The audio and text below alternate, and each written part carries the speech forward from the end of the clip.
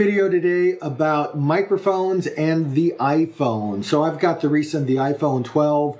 The microphone that comes with it, it's pretty good. You've got stereo capability on it, so that's a nice improvement from what they've had in the past. I'll use this often to capture field recordings if I'm out hiking and I want to get the sound of birds, the sound of the atmosphere. If I'm practicing with my band, if I'm practicing my instrument and I want to capture a quick idea, this is super convenient to just hit the record button on and get those moments. But when we want to get more quality sound, if we're doing dialogue for one of our videos, what I found is by relying just on the microphone on the iPhone, sometimes it can sound a little distant, sometimes it doesn't sound as present as I'd like. So we looked at external microphones to add to the iPhone, and we've tried two over the past few months, and we're going to talk about those.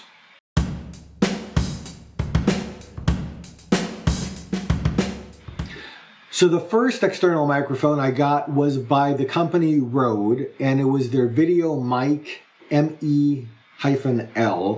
And that was the version for the iPhone. And I got the kit, which was kind of nice because it came with this tripod, which I use all the time. The iPhone slots in here, you clamp it down. It also came with this light that can go into the top here. This light is extremely bright, so it's kind of nice to give you some extra light if you need it. The microphone itself, and I don't have it anymore, and I'll tell you about that in a minute, but it would plug directly into the lightning socket on the iPhone, not with a cable, but on the side of the microphone, the lightning socket was connected to it. One reason I got the RØDE to begin with is that I was under the impression that I could swap it in and out without taking the case off. And when I finally got the microphone home, I found out, not so fast, not the case. I had to either kind of jiggle the case off or take it off completely. So when we're out traveling, out hiking, and we wanted to connect the microphone, it wasn't the most convenient. And then it turned out that because of the way it was constructed, and I don't know if you're going to be able to see this or not, but this is all that's left of the microphone. It's the part that was connected to the microphone, and then this connected into the iPhone. I ended up taking a spill on a hike, and in the course of falling, the microphone must have, while it was connected to the phone, got bent a little bit, and it took a while, but eventually the microphone became detached from this socket, and this pin or this jack was stuck in my iPhone, so I had to figure out a way how to get it out. Finally did get it out, but it didn't last but maybe more than a couple of months or so, so I was kind of disappointed with that.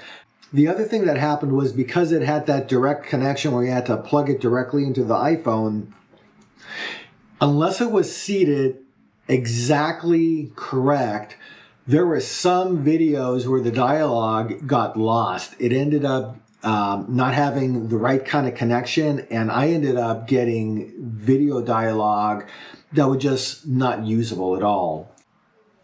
I'll show you a couple of problems as an example of the kind of audio problems I had when the microphone wasn't seated just right. So there are sites for tents, there's sites for trailers. If you come in a trailer, you do want to check the length of your rig to make sure it's going to fit. So when the microphone was seated right, it was great, but I found out I couldn't depend on it 100%, so that was a big negative for me. In terms of the specifications of the mic, it was a condenser, cardioid pattern, so it gave some good directionality. There was a 3.5 millimeter jack for headphone monitoring. That was a plus. Also came with the dead cat, the furry thing that comes on top of the microphone that helps to eliminate wind noise. But long story short, on the RØDE microphone, did have audio problems with it when it wasn't seated correctly, and it just didn't last for the long term. That kit ended up costing me about $140, and while I don't have the microphone anymore, I do still have the tripod that came with it, which I use this thing all the time. The other thing that's nice about this one is it came with this extension that you can add on to the base. So if you want something taller, and we've used this often enough, just kind of simple to finagle this extension, and voila, you've got yourself a taller tripod that comes in handy from time to time. So after the Rode experience, I ended up getting a second microphone and opted for something different, and let's talk about that next.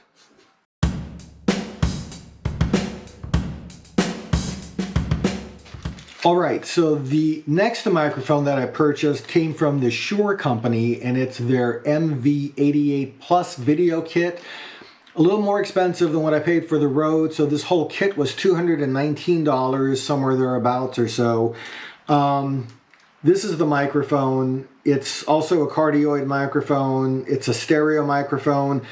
What I liked immediately about this compared to the Rode microphone is it connects with a lightning cable, so I don't have to worry about taking the case off. I can keep the case on, which is fantastic.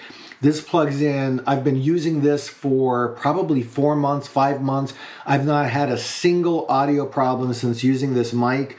This will connect into the top of the holder that slides onto the tripod, which I either use for the microphone, or I can also put that light in there that I showed you before earlier. But I like having the microphone on top, whereas when I had the Rode microphone, it would end up getting connected to the side of the iPhone on a direct connect like this. So when I'm using the Shure microphone, once this is connected on the tripod, the microphone sits on top. And it's just convenient. The other thing that's nice about this is when I'm out with the phone recording, if I'm filming something and if I want to have my dialogue pick up, I'll have the microphone connected this way so it's facing me. If, however, I'm filming somebody and I want to pick up their audio, it's like 4 seconds, 5 seconds to take the microphone out, flip it around, and then tighten it back up. And I can just quickly get nice audio from the person that I'm speaking to. So it's really easy to turn around. With the Rode, it was more of a pain, and it was possible, but it was in those instances where I was flipping the microphone from this side to this side on that direct connect, that's where I would get those connection problems, and unfortunately had some audio that got lost and a few video clips that became irreplaceable and unusable. So that was a big disappointment. This one also comes with a tripod, kind of similar to the one that I got with the Rode, just because I like the Rode one enough. I don't use this that often, but it's available to me. So that's nice. It's compatible with the Shure Motive app. So there's an app that you can get on your phone that lets you control audio levels. There's some DSP programming that you can do. I find myself that 90% of the time I just connect the microphone, flip the video camera on my iPhone, and I'm good to go. I usually only go into the app for the audio settings if I'm using the recorder for audio capture and I want to really fine-tune the audio, but it works kind of just out of the box just like that.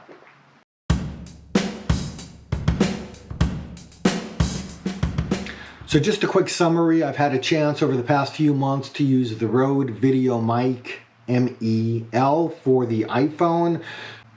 It was good, but the build architecture of it just didn't last. And the second microphone that I've been using is the Shure MV88, and entirely pleased with it. So if you were going to make a choice between the two, if you're thinking about both microphones, my recommendation is to go with the Shure MV88 based on the experience that I've had. It does cost a little more, but the quality's a little better. The one thing I will say about the Rode, and unless something has changed recently, I'm not sure, it's kind of too bad that, as far as I know, they don't sell this tripod gizmo on its own, because I would pay money just for this. It's a really, really nice build, along with that extension gadget that I showed earlier. So that is the nice thing that comes with the Rode.